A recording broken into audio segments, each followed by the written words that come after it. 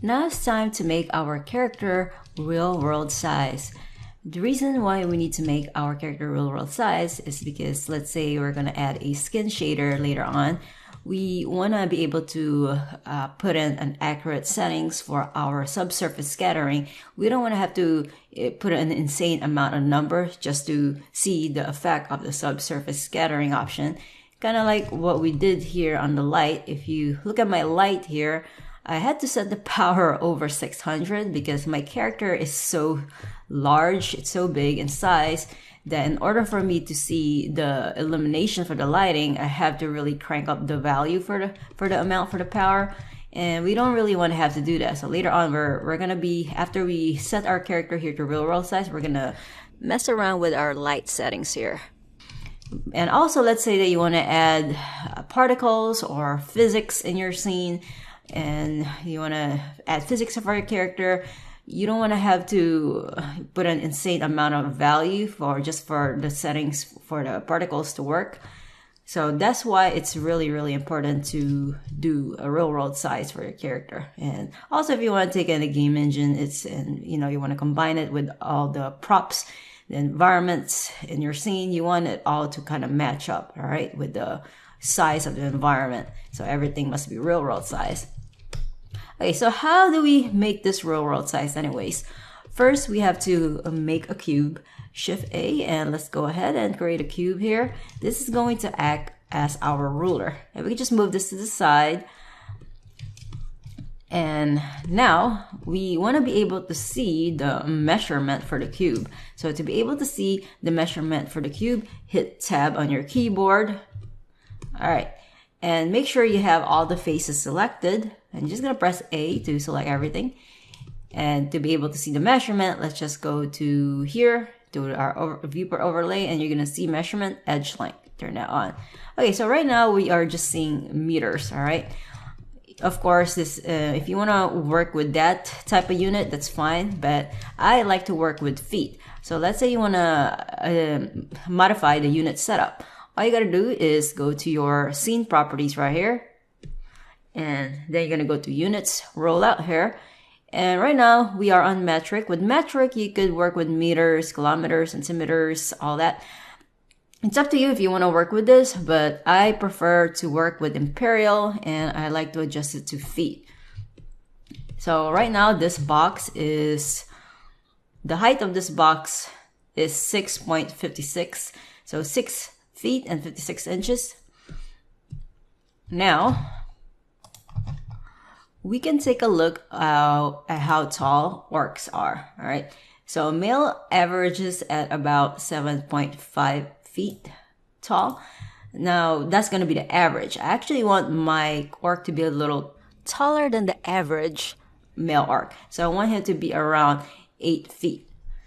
Okay, so that being said, I could go to my scale tool. So if you want something a little larger, you gotta scale up your cube. So if I'm scaling it up, making the cube taller, you could see that the measurement is changing. So I want to just scale it so that I have about 8 foot.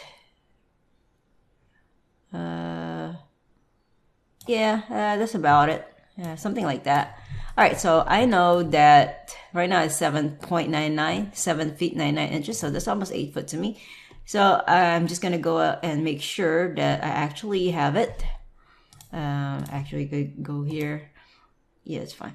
Yeah, my character is going to be from this height to this height, so it has to be this tall, the character. As you can see, our character is really, really large, so we gotta have to scale him down. I'm just gonna hit the tab key, and I'm just gonna rename this cube. I'm gonna rename it ruler. And another thing that I want to do is I want to just go ahead and turn on selectable right here. Okay, so just click on this drop down, you could turn that on. And I don't want to be able to select my ruler right now, so I'm just gonna disable my selection, so I'm not able to select my cube.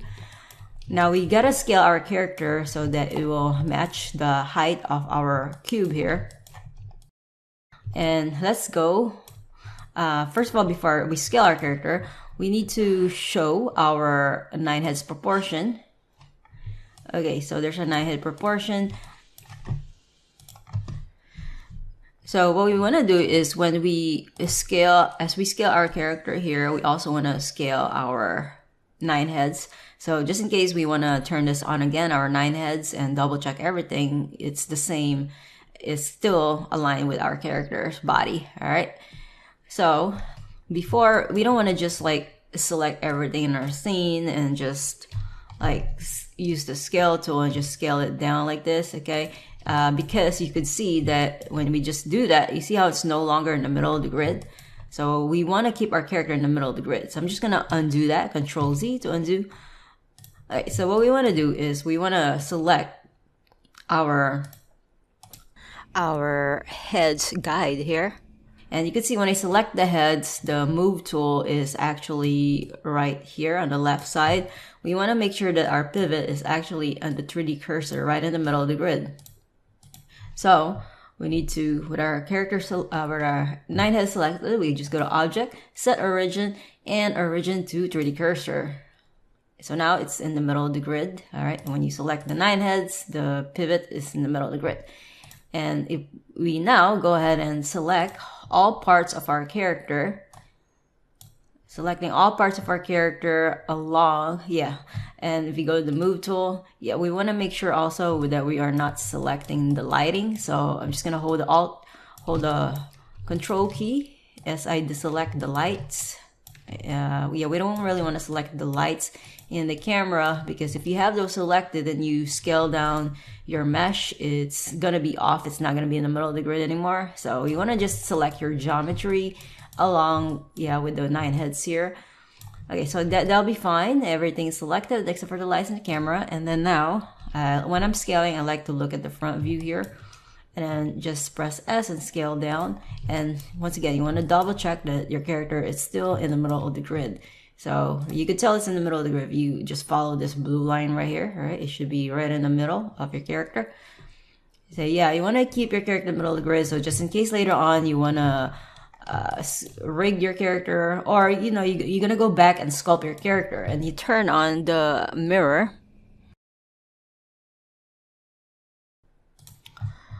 Turn on your symmetry for a character as you're sculpting. You still want to be able to sculpt accurately on the left side and the right side, all right? So let's go and, let's go ahead and just still scaling this down. We wanted to match the size of this. Actually, I want to go to my ruler here and select my ruler and just kind of move it closer so I can see what's going on. All right. And then, of course, scale. All right, so everything is still good. I just want to make sure it's still in the middle of the grid. As you're scaling, just double check that everything is still in the middle of the grid.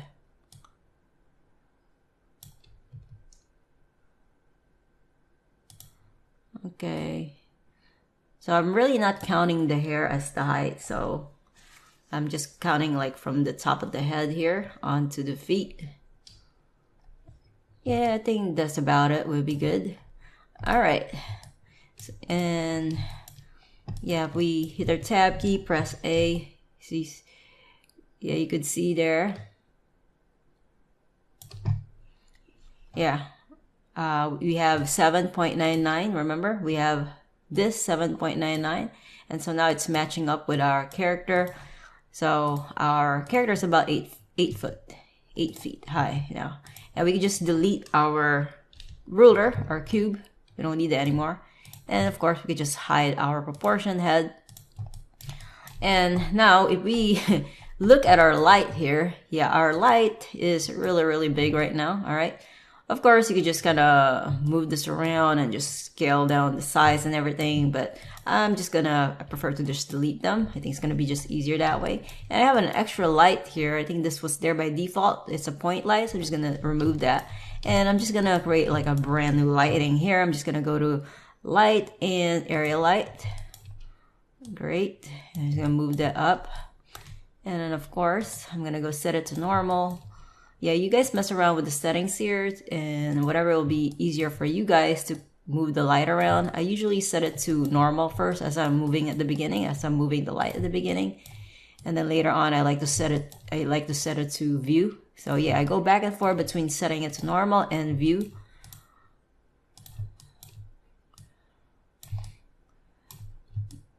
And as I'm rotating, I just like to, instead of rotating the ring, I like to rotate, like you see where the space is at right here. I just kind of like to do that instead of using the ring thing. I feel like I have more control when I'm rotating that way.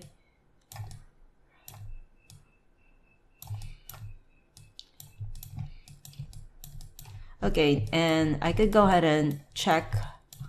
Let me just move this back. And also when you are setting up your lighting, you don't want to create the light like right. You don't want to make the light position right in the middle of the character, because if you do that, it's going to make the character look flat. So I usually set my lighting like at an angle, like right here above, and kind of on a little bit slightly on the left or on the right. Okay, that way it will give me like some nice angular shadows. And we could go and render this out. I'm going to see what I have here. All right, and you can see with my lighting here, my area light, and if I go to my power, right now I have the settings to 10, and it's not even 600, and we could already see the effect of the lighting. Yeah, because we have set this to real world size, that means we don't really have to crank up our power all the way up just so that we can see the result of the light. But I think I need to crank it up a little bit more, maybe a little higher, maybe something like that. And of course, if you think that the lighting is a little too sharp, okay, then you could go to the size here, the size option, and then crank up the size to soften the edges of the shadows. Maybe I could set it to 10. There you go. All right, yeah, so the higher the value, the softer the shadows will be. All right. I find that if I crank up the value to 10 and it has softer shadows, it looks more realistic. And I'm also going to just make a copy of this light. So I'm gonna Shift D. And this one's gonna be, of course, for the rim light. I'm just gonna move it.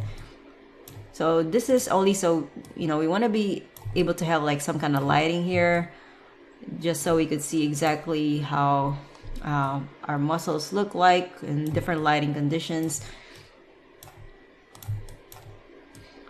But none of these settings are set in stone. We're gonna probably have to go back, of course, to this and further manipulate our lighting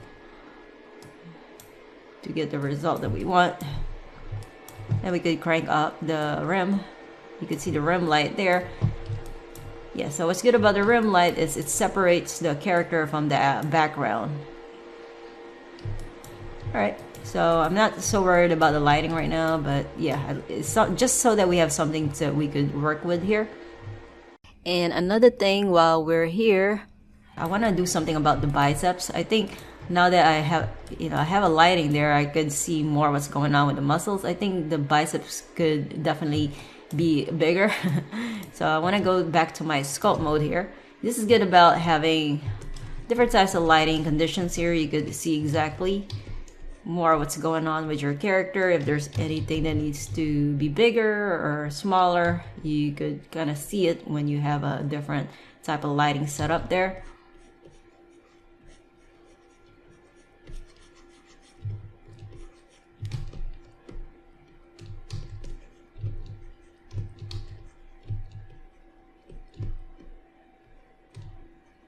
So yeah, he's got a pretty buff guy, so I kind of want him to be bulky on the biceps.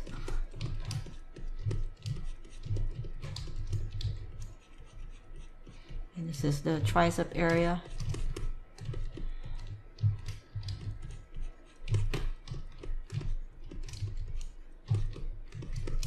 Alright, so now he got a bigger biceps, and if we look here, it's still in a good shape from the top view, still has the shapes, and this is exactly what we want. Remember, with the bicep, you don't really want it to be like bulbous like this, unless of course your character is flexing his muscles, but most of the time when he's relaxed, you just kind of want it in this kind of position.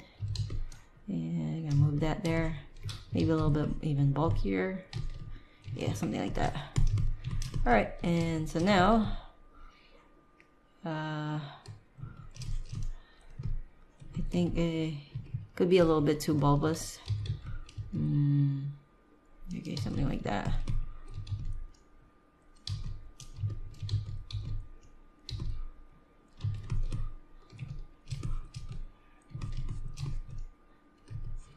Okay. Yeah, I'm gonna see what we have so far when we render this out. Okay, that's better. I could definitely see more of the biceps there. All right, let me check out his triceps a bit.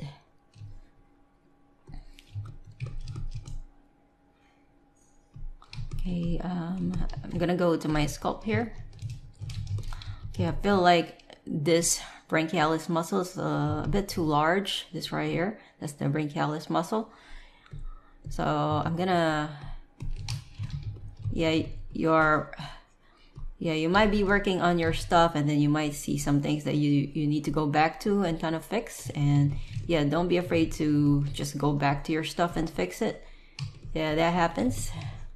You're always going to see something that you haven't seen before after, you know.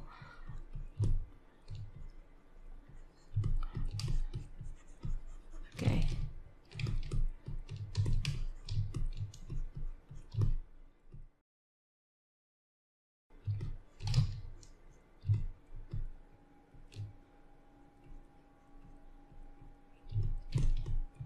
Yeah. And you know, I like to add that break.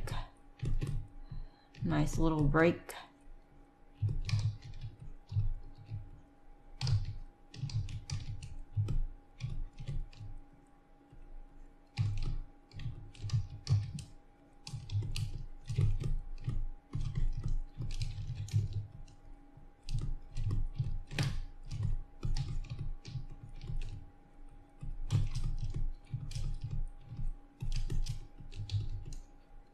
Okay, something like that. So I still want to have that nice break there.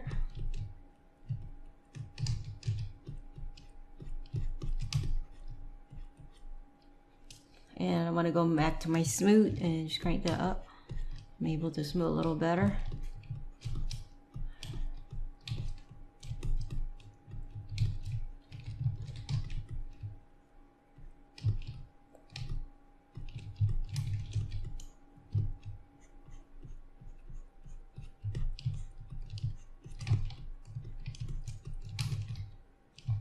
And gonna make sure it's kind of tucked in there. Right. Yep, something like that. And okay, cool. Probably could add a little bit of, yeah, break right there. When we go ahead and remesh this, it's gonna look better, but I don't, yeah, I'll remesh it later, but not for now. Okay, something like that. And I want to go C, render. All right, cool.